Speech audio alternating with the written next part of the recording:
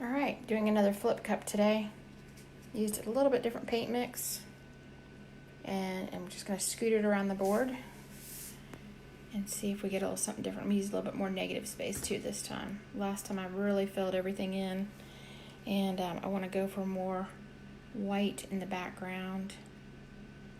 And we'll see if we can get this to work this time.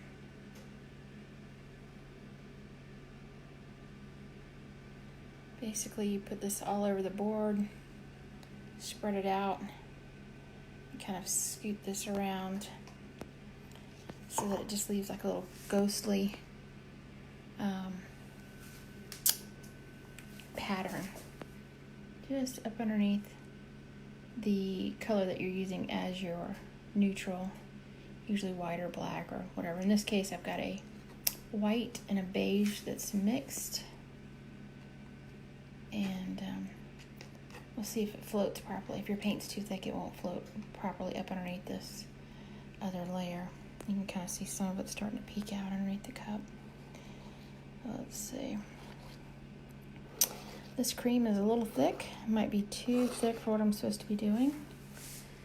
We'll see. If it doesn't work, shoot, you just let it dry and paint over it. Easy peasy. Let your paint strip over the edge.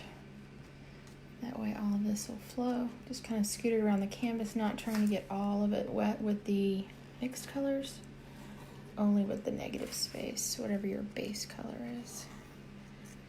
All right, let's see what we get here.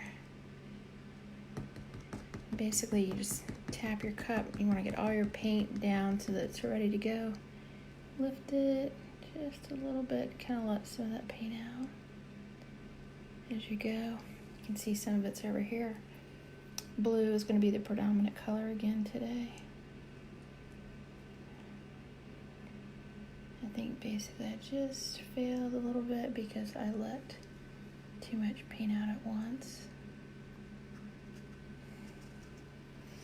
And watch those little cells come up. See what we get here.